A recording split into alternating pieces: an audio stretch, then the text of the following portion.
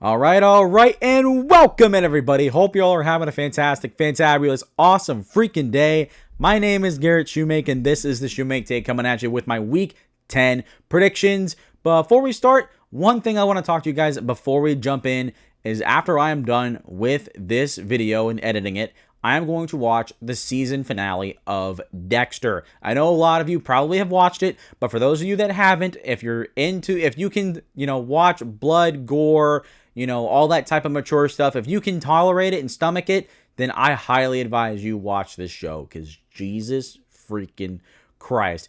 It feels weird to say like it's one of the greatest shows I've ever watched because it's so sick and twisted, but I mean, the writers were so clever with it. I mean, the detail, the characterization, I mean, it's just all of it has just been fantastic the first season, and we're going to be watching, my mom and I are going to be watching the season finale, and I'm pretty sure the season finale of season 1 is where the iconic scene of Dokes, where he's like, surprise, mother, you guys can finish it, I'm not going to say the word, obviously, this is a family-friendly show, but I think that's where that scene happens. And if that's what happens and I see it, I'm going to whip out my phone, I'm going to record it, and I'm going to record myself yelling it, because you have to. I mean, come on. It's the most iconic part of the scene in the entire show. But getting away from Dexter, which I'm excited to watch season finale of, let's talk about some football, because Week 10 is very interesting because we got 6 divisional matchups, and we got a bunch of matchups where teams with similar records are playing, talking about like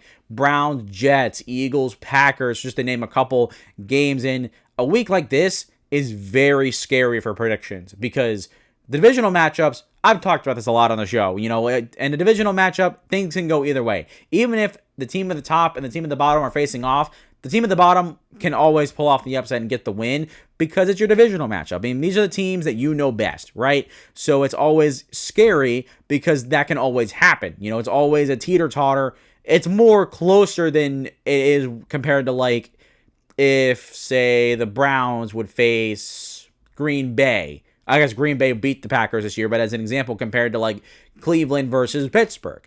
But other than that, like, teams that have similar records, obviously the games are projected to be very close because of that. So when there's so many games on the schedule, which is the point, that can go either way, it's very scary picking games, because you're either going to be really great or you're going to be really bad. So little scared, but I'm hoping that what I pick this week is going to go my way.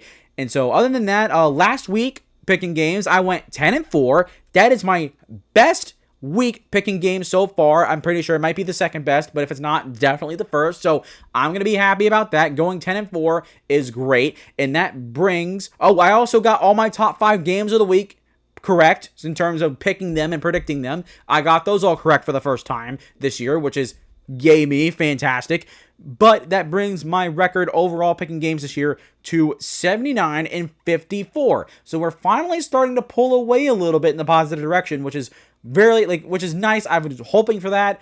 And quite frankly, compared to other years of me predicting games like on the side before I even started doing the show, it's been different with it being so close this year. I mean, the NFL overall has been very close this year. I mean, the number 1 team, like the 20th best team. I mean, the 20th best team could be the best team in football right now. I mean, there is no best team in football at the moment. Every single team's gotten punched in the mouth. They all look vulnerable. There's no dominant team at the moment. So it's been very interesting trying to navigate it. So to see myself finally pull away, just from a personal standpoint, has been nice. I'm excited for that.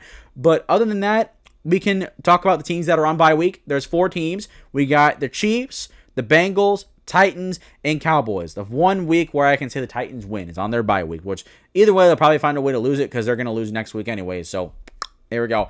But anyways, that being said, I think it's just time to jump into the top 5 games of the week. I got an interesting slate, some games that are obviously going to be on there, but a couple that I'm kind of interested in that I think might be a little under the radar for some teams or for some NFL fans, depending on where you are in the country. But with that being said, let's just go into it. Let it preview. Starting with number 5, I got the Giants and the Bears. This game's got me interested because even though I believe the Bears should take care of their business in this game, something tells me that it's going to get interesting. There's something's going to happen in this game, and it's going to be like, wow, why is this game so close? But that being said, let's jump into the 3 keys to victory as we do for every team. Starting with the Giants, number one, they got to run the ball. The Bears have been awful in run defense. There's been no sugarcoating that. And so Tyrone Tracy and Devin Singletary are going to have to step it up big time. With Cam Scatterboo being out, these two guys are going to be a big point of emphasis if the Giants want to win.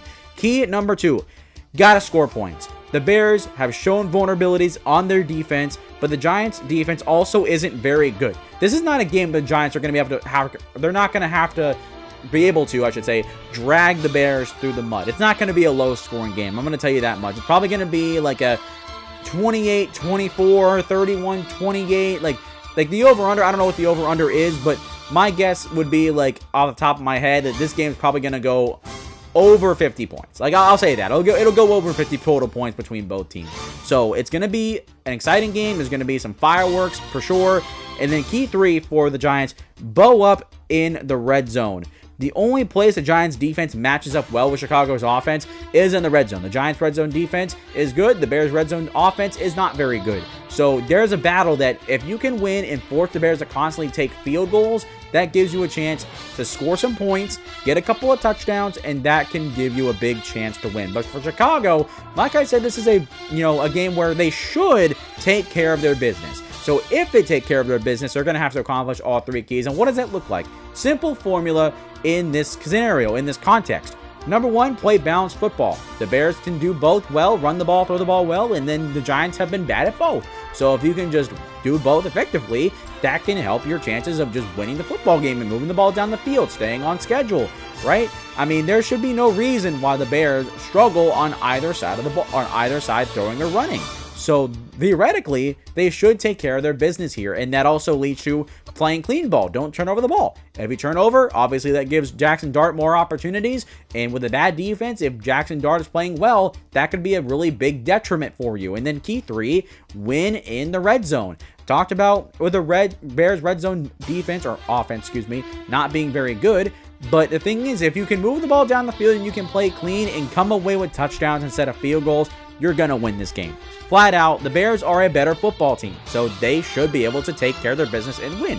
But like I said, it's going to be a close one, at least at some point. It's going to get interesting. And ultimately, who do I have winning? Give me Chicago. I still have my confidence that they will win this game. And then we move to number 4, and I got the Ravens at the Minnesota Vikings. These two also have a lot of parallels similar to the Bears and the Giants. For the Ravens, key one, they got to run the ball. The Vikings have not been very good in run defense. And for Baltimore, I mean, they got to get King Henry going. If Baltimore wants to go on a run, any type of run to at least come close to making the playoffs, they're going to have to run the ball better than what they have this year so far. And that starts with running the ball well against a bad rushing defense for Minnesota, which is surprising considering how good they were last year. So right now, if I'm Baltimore, I'm giving it to Derrick Henry a bunch. I'm going to let him take advantage, let Lamar run it a couple times. Nothing crazy. And number 2, you got to contain JJ squared. What's JJ squared? JJ squared is JJ McCarthy and Justin Jefferson. So you got to contain those two guys. When JJ McCarthy's been on the field, Justin Jefferson has been a lot more deadly. With Carson Wentz, he's still productive, he's still deadly, but in terms of scoring touchdowns, that number went down a lot. So JJ McCarthy and Justin Jefferson as a duo, now in the second game back with JJ McCarthy, can be very deadly. And considering the Ravens defense has not been very good, especially in pass coverage, that is a threat that you need to neutralize and be able to contain, because that could be very ugly very quickly if the Ravens get into a shootout, because they're not built for high volume passing. So you want to see that get slowed down a little bit. And then key 3, I just want to see improvement overall on defense. If the Ravens, like I said, are going to make a run, any type of run and get frisky, their defense needs to play better. They need to get better. They need to see some improvement, whether it's in the pass rush, whether it's in the pass defense, which would be the absolute best case scenario.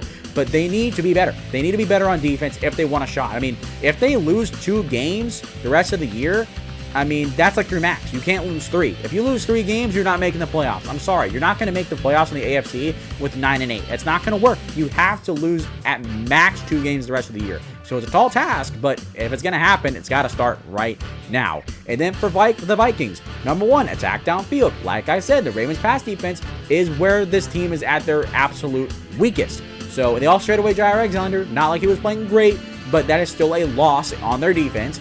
So if I'm JJ McCarthy, I'm feeding Justin Jefferson. I'm feeding TJ Hawkinson, Jordan Addison. I'm getting them the ball early and often. Why not? The Ravens have let quarterbacks pass all over them all year, so why not continue here with that? And then key 2, stopping Derrick Henry. If you stop Derrick Henry, the offense has proven to you all year that it does not operate the same way. It does not function properly. So while that's one fatal flaw with this offense is that it's so run dependent, if you take it away, things tend to fall apart. So stopping Derrick Henry and slowing him down is going to be key. And then number 3, like I said with the improvement on defense for Baltimore, I want to see improvement on offense for the Minnesota Vikings. When JJ McCarthy's been out, the offense has been almost unwatchable. If I'm being honest, it's been very boring. So JJ McCarthy, in his second game back from injury, needs to build off of what he did last week, which was getting a big win on the road against the Detroit Lions, a divisional opponent, playing solid ball, throwing a couple of touchdowns. I want to see that again against a worse defense. That's all I'm asking for, is continue to have some improvement, get back to more comfortability, and if you can do that, then you can have a chance at winning this game. But ultimately, who do I have winning? Give me Baltimore. You know why? Because Lamar Jackson has proven that when it comes down to it, he's the guy that's going to go down the field and win the game no matter what. I have faith in Lamar Jackson, and that's why I have faith in the Ravens winning this football game. Now we move to number 3, where we have the Eagles on the road against Green Bay on Monday Night Football. And this one, honestly, I'm very worried that this might not be a very good game. Not because I don't have faith in either team, but if we're being honest, looking at Green Bay and looking at Philly, it's going to be a close one. But on paper, this is a game that the Packers should bounce back and win by like 10 points. That's kind of where I'm at right now. Honestly, like Philly, they've been a vulnerable football team. They are nowhere near as good as they were last year. So I mean, for a team like Green Bay, they play well, or play up to competition when the teams are good. It's just they don't play up when they face bad competition. They got losses to Cleveland, Carolina. So I mean, against a good team like Philly, they're going to play up to occasion, and if that's the case, they are going to win this football game. I have the Packers winning, so a little early spoiler, but let's jump into the keys for Philly. Number 1, they got to win in the red zone. Eagles are one of the best red zone offenses and defenses in the NFL, while the Packers have been one of the worst on both ends. So that's a matchup that if you take advantage of, will help minimize points and also allow you to score more touchdowns, which is what you want. And then key 2, you have to be better on third down on both sides, because the Eagles, conversely, have not been very good on either side of the ball. So they cannot let Jordan Love get into a rhythm and give him more opportunities. If you gave him more opportunities and you let him get into a rhythm, you look at what happened to Pittsburgh, and now you got yourselves a problem. And then key 3, play balanced football. Passing and running have both been a struggle for Philly at times this year, but if you can just get back to just running the ball well with consistency and getting some throws off to to A.J. Brown and Devontae Smith, utilize your weapons, utilize them frequently, get them the ball often, I think you'll be okay. And that'll allow you to just continue to operate on offense against the Packers defense that for some reason, as talented as they are, have vulnerabilities. They're not like absolutely world beaters like they were at the start of the year. No, they definitely have vulnerabilities you can take advantage of. So if you can play balanced ball, that'll help you take advantage of those. And then number 1 for the Packers, get Jordan Love in rhythm. Like I mentioned when I was talking about being better on third down for Philly, Jordan Love, when he gets into a rhythm, he's electric. He's awesome. There's no way around that. So getting him into a rhythm is number 1, because if he's playing great, this team is going to win this football game. If he struggles, this team might lose. I mean, it is kind of sad that this team kind of rides or dies by the play of Jordan Love, but that's where Green Bay is at the moment. So getting Jordan Love into a rhythm is your number 1 priority. And then number 2, take care of business on third down. They are better on both sides, like I mentioned with key 2 again. So if you take care of your business and do what you're supposed to do, boom, that helps you out a lot with maintaining possession and getting the Eagles offense off the field and taking away their opportunities to score points. And then key 3, have a killer instinct. One thing the Packers have not had this year is that killer instinct when they're up in games. They just kind of play the game as it is, play the analytics, if you're up and it's like 2 minutes, punt the ball away, it's 4th down. Like, no, the thing is, Philly, they're 7-2 for a reason still, despite their struggles. It's because they find ways to win. The Eagles, if you give them a chance to win the game, they probably might go down the field and win the game. So if I'm Matt LaFleur in the Packers, If you are up by one score late in the game and it's 4th down, go for it. Go for it. Kill more clock. Go get another score. Pedal, maybe not necessarily pedal to the metal like I had it in my script, but have that killer instinct. Go win the game right then and there. If you have it and you have a chance to just go for the kill and get it right then and there and get out with the win at home against a good football team. Considering that this team lost pretty embarrassingly to Carolina last week, they can't afford to lose 2 straight. They can't afford that right now and to fall back a little bit. No, they need to win this game, and ensuring that win is having a killer instinct. When you're up, just go for it right then and there and end it with your offense, and don't give Philly a chance. Just don't give them the opportunity. If you don't give them the opportunity, they can't win the game. So just go for it on 4th down, maintain possession, and just have that killer instinct. And so, like I said, I spoiled it. Give me Green Bay to win. I think they bounce back. I don't have faith in the Packers losing 2 straight. I don't see it happening right now. It's possible, but right now, Green Bay, with how they match up against Philly, they should win this football game. And if they don't, then that's going to be a big problem. So now we move to arguably the best game of the week. Number 1 and number 2 are very close, but this one is Patriots on the road against Tampa. Bucs coming off their bye week. Patriots coming off a 6-game win streak.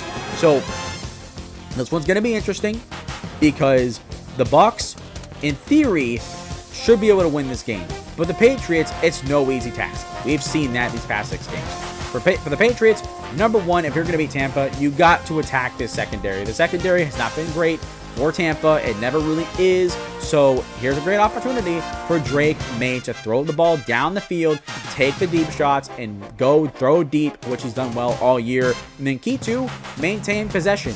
Giving the ball back to Baker is like, oh my, I don't have an analogy off the top of my head. Never mind.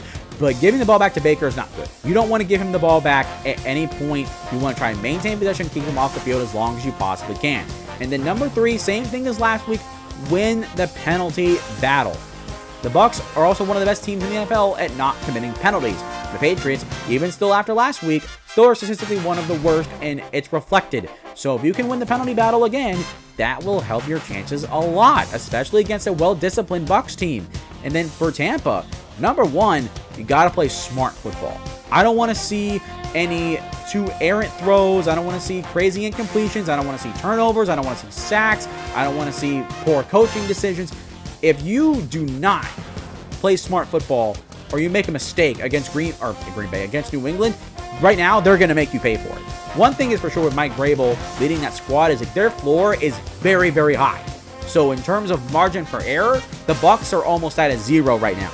Any mistake of any kind could be super detrimental to their chances of winning. So they need to play smart ball and don't make any crazy mistakes. And then number 2, you got to win the red zone battle. One part that the Patriots defense has been awful at is in the red zone. They have the worst in the NFL. So when you get down there, which the Bucs have been solid at getting into the red zone, it hasn't been great, but also hasn't been bad. If you get down there, score touchdowns.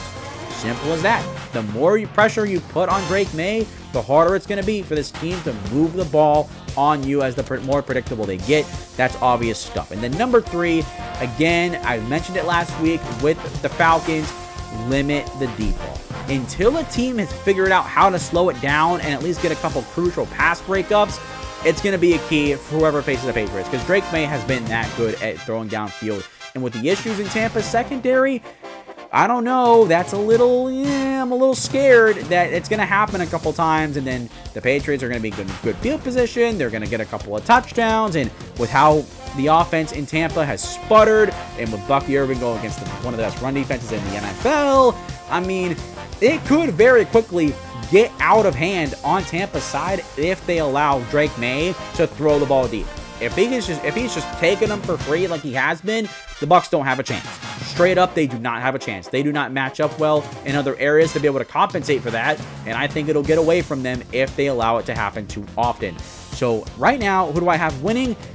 Against my better judgment, give me Tampa Bay. They're coming off of a bye week. They've had a chance to rest, recuperate, and reevaluate what has been wrong with their team, and I'm confident in their coaching staff that they will come out with a good game plan, that they will come out and be very competitive as they always are, but maybe get a couple of little things on the Patriots that push them back a little bit and maybe, push them against the wall. So I have confidence in Tampa. Right now, Tampa, they're definitely a playoff team.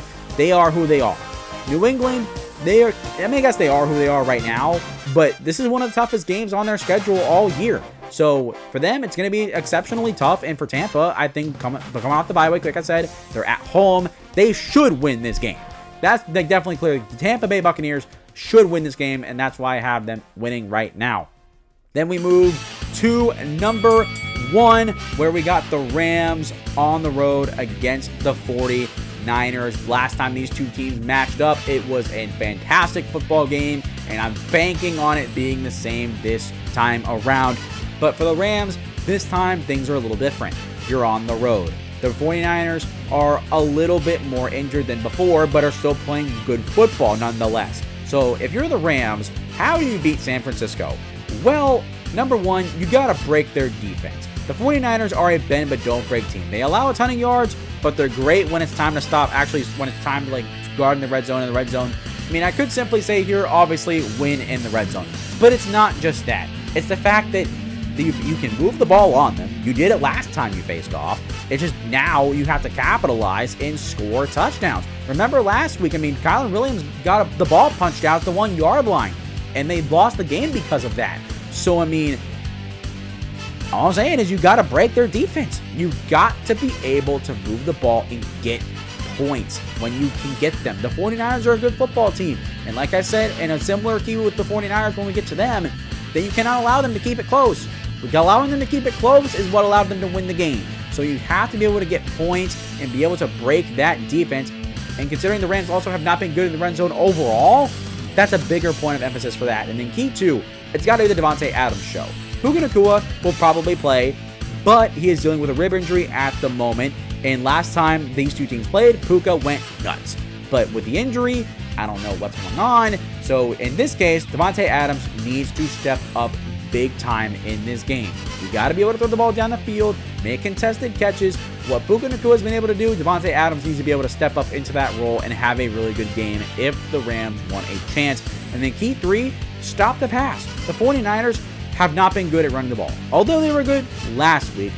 But the Giants do have a horrible defense, so take that for what you will. With that being said, if you can slow down Mac Jones in the passing game, there's no reason why this defense shouldn't play well. I mean, the one thing that the 49ers did well in their last matchup was, even though they didn't run it well, they stuck with it and it provided fruitful runs. With a lot of short yardage, they were able to run the ball, get the first down. They were able to get 4 or 5 yards on occasion.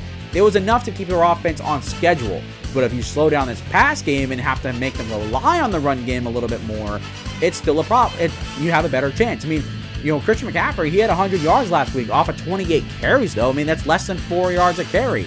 So that's the key right there. I mean, if you make them have to lean on their run game a little bit more, it's going to be easier for you to stop them. So being able to stop the pass is going to be very important. And then we get to San Francisco, and the first key for them, it was the same key one for them last time. It's keep it close. The Rams are a better football team. I still believe that. I mean, that hasn't changed in my mind. So, I mean, the 49ers, if they, can't do what they need to do to win, the Rams will get up on them quickly. So you need to be able to keep it close. You need to be able to move the ball well and contend with the Rams offense in any way you can. So as long as you keep the score close, you're going to have a chance. Then key 2, limit the explosive pass plays. That's one thing that really killed them last time they faced off, was Puka Nacua going nuts. You slow him down and also inevitably slow down Davante Adams. That is a big factor. That also helps you keep it close. It helps make the Rams earn every yard, helps you limit points and keep them out of the red zone. Even though they have not been very good, that's where you want to be. And then key 3, try and drag them through the mud. That's all ultimately, this is what it's going to have to come down to, because it was close and it was a pretty decently scoring game last time. I will give it that. But the thing is, the Rams, one thing that I've learned about the Rams these past few years is that the year goes on, they get better. They are a better football team now than they were the last time they met. So you're going to have to try and just drag them through the mud a little bit, slow them down, and just make it hard for them to move the ball and in turn win the game. The Rams win when they move the ball well. When they don't move the ball well, they tend to struggle. So doing that is going to be important. Who do I have winning?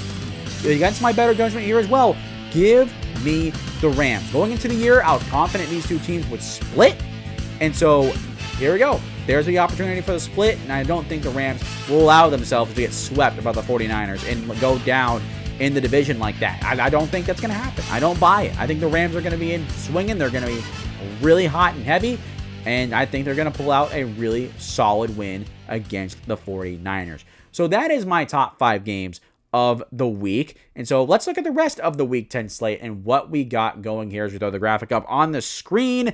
And number 1, Raiders-Broncos on Thursday Night Football. Made a community post already.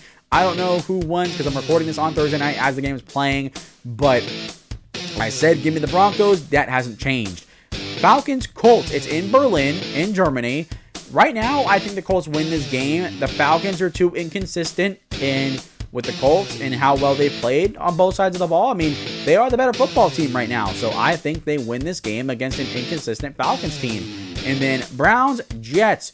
Yes, the game that we all want to watch. Oh my God. It is one of the worst games on the schedule every single year. But you know what? It's always there because the Browns and the Jets are always in the basement. So they always face each other. Right now, give me the Browns because at least the Browns have a solid defense. The Jets have nothing. And after they traded away Sauce Gardner and Quinton Williams, their defense is just that much worse. So Cleveland's got at least something going for it. So that's why I have them winning this game. And then Saints-Panthers, one of those divisional matchups I talked about. And honestly, I'm going with the Saints on the upset. I have an itch that the Saints are going to come out and they're going to bounce back in this game.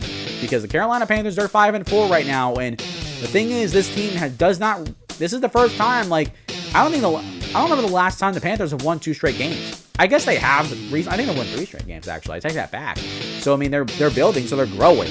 But against an inferior opponent, can the Carolina Panthers actually pull away and get another win and assert themselves as a potential, wild card threat here, right? But the Saints are a competitive football team. I mean, don't let their whooping by the Rams last week fool you. I mean, this is still a competitive enough team to at least keep things close.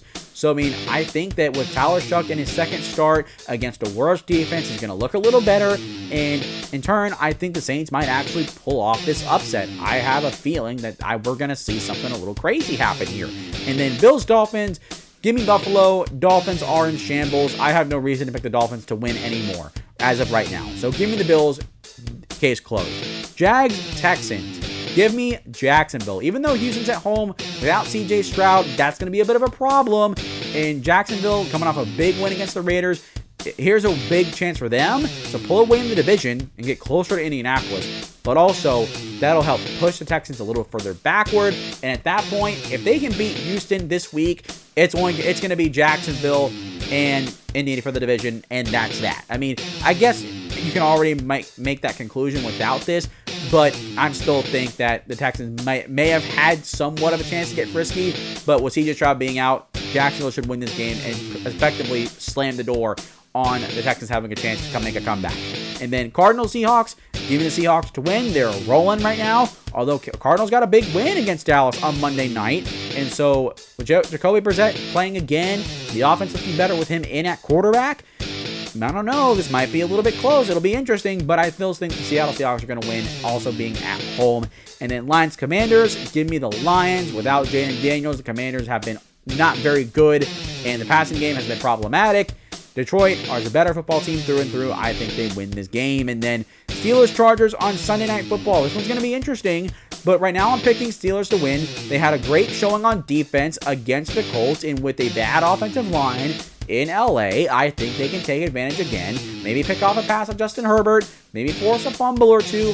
They were able to get 6 takeaways against the Colts offense. They should be able to have success against the Chargers offense. Also, with them not being able to run the ball very consistently. So if they can do that, the Steelers have no reason to win this game. And it's a big win on the road for them as well. So with that being said, that is going to do it for my Week 10 predictions. What do you guys think your team is going to do this week? Let me know your thoughts in the comments down below. What do you also think of my predictions? So leave a thought down there for that reason as well if you'd like. Secondly, make sure you guys like and subscribe to the YouTube channel. It helps me out tremendously as we're trying to reach 500 subscribers before the end of the 2025 regular season. Again, we're at a stalemate, but right now, I think that we can get going in a big way. So please get the word out and get people to like and subscribe to the channel so we can reach that milestone. Lastly, make sure you can follow me on social media, whether it's Facebook, Twitter, Instagram, TikTok. Made a couple social media posts on my week 9 recap yesterday or the day before yesterday. So I'm slowly going to start building that habit of posting more content on social media just so you guys can, see me, talk to me a little bit, and, we can start building that community that I've been talking about for so very long. So that's going to do it. Love you guys. Appreciate you guys. And as always, I will see you all next time.